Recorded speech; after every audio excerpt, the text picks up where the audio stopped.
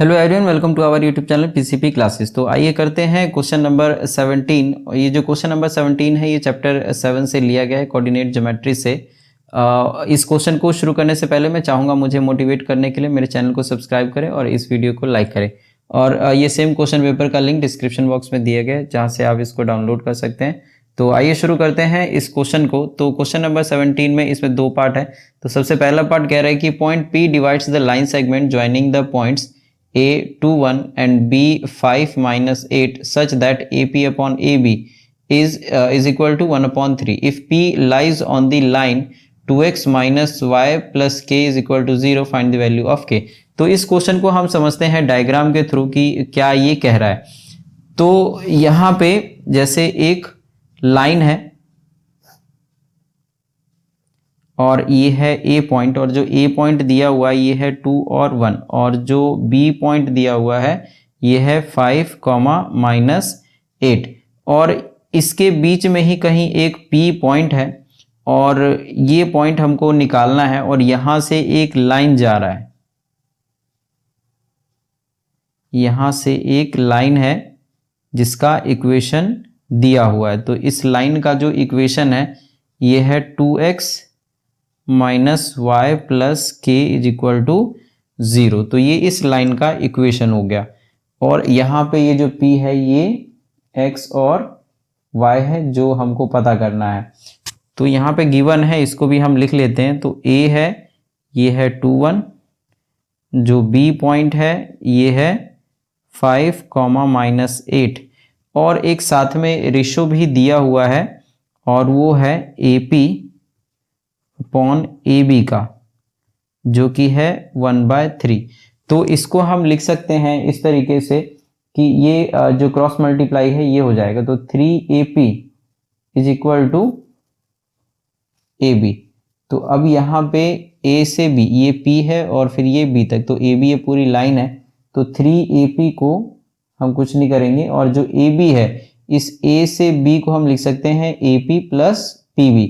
तो AP plus PB is equal to AB हो जाएगा। तो इसीलिए इस AB को हम लिखेंगे AP प्लस PB। तो ऐसा इसीलिए हुआ है क्योंकि यहाँ पे जो रेशियो बनेगा, यहाँ से यहाँ एक रेशियो बनेगा जिसको हम M1 बोल सकते हैं, और यहाँ से यहाँ एक रेशियो बनेगा जिसको हम M2 बोल सकते हैं। तो जो M1 है वो A से P है, जबकि जो M2 है वो P से B है। तो हमारे इस जो इक्वेशन है इसके अंदर AP और PB के फॉर्म में ही आना चाहिए, जिससे कि M1 और M2 जो रेशियो है वो मिल जाए। तो इसीलिए 3AP, और इस AP को हम इधर ले आएंगे, 3AP minus AP is equal to PB। तो ये हो जाएगा 2AP is equal to PB। अब AP को यहीं पे रहने देना है और PB को नीचे लेके आ जाना है। तो यहाँ पे रह जाएगा 1 और यहाँ पे रह जाएगा 2, क्योंकि जब हम इसको मल्टीप्लाई करेंगे तो वापस से ये PB ही हो जाएगा, और इसको जब 2 से मल्टीप्लाई करेंगे तो ये 2AP आ जाएगा। तो अब हो गया A से P और P से B, जिसमें ये हो जाएगा ratio M1 ratio M2 is equal to 1:2। तो क्योंकि हमको रेशो निकालना था इसीलिए हमने AB को इस तरीके से लिखा है AP प्लस PB के फॉर्म में। तो ये 1:2 का रेशो आ गया। अब हम इस पॉइंट P को सेक्शन फॉर्मूला से निकाल सकते हैं। तो हम यहाँ पे यही बात लिख लेंगे, बाय सेक्शन फॉर्मूला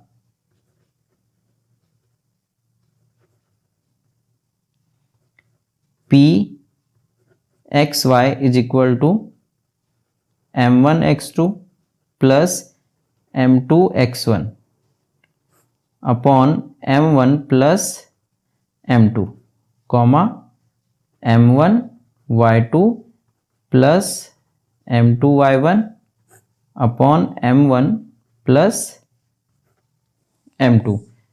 तो अब यहाँ पे इसको सॉल्व करेंगे। जो M1 है यहाँ पे M1 1 है और M2 यहाँ पे 2 है, तो ये हो जाएगा 1,5 प्लस M2 और x1। तो M2 यहाँ पे 2 है और जो x1 है तो इसको हम यहाँ पे x1 y1 लिख लेते हैं और x2 y2 लिख लेते हैं। ये पहला पॉइंट है इसीलिए 1 1, और ये दूसरा पॉइंट है इसीलिए 2 2 और इस दोनों को देख देख के और यहाँ पे लिखते चले जाएंगे। तो ये हो जाएगा 2 और 2 m2 x1। फिर उसके बाद है m1 प्लस m2 तो 1 और 2 तो 1 प्लस 2 कॉमा अभी m1 y2 तो m1 यहाँ पे 1 हो जाएगा कॉमा -8 फिर है +2 1 अपॉन जो रेशो है वो सेम आ जाएगा 1 + 2। तो ये आ गया हमारा P पॉइंट।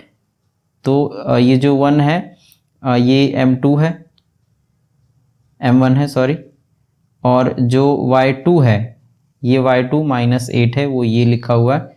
फिर है 2 तो यहाँ पे जो फॉर्मूला है ये m2 ये 2 है, ये लिखा हुआ है। और फिर है y1 यहाँ पे 1 लिखा हुआ है अपॉन m1 + m2। अब ये दोनों को हमें प्लस करके नीचे लिखना है। अब सॉल्व करेंगे तो ये आ जाएगा 5 1 = 5 और 2 2 = 4, 1 + 2 ये हो जाएगा 3 कॉमा इधर हो जाएगा -8 + 2/3 और 5 + 4 तो ये हो गया 9/3 और ये हो जाएगा -6/3।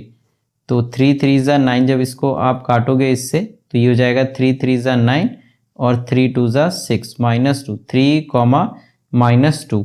तो ये जो P पॉइंट है ये आ जाएगा 3, -2। अब ये सेम चीज़ जो 3, -2 है ये पॉइंट P है और इस लाइन के ऊपर आ रहा है जो ये इक्वेशन दिया हुआ। तो इसका मतलब ये है कि P पॉइंट इस लाइन को क्या करेगा, सेटिस्फाई करेगा। तो देयरफॉर जो since P 3, -2 satisfy 2x - y + k = 0।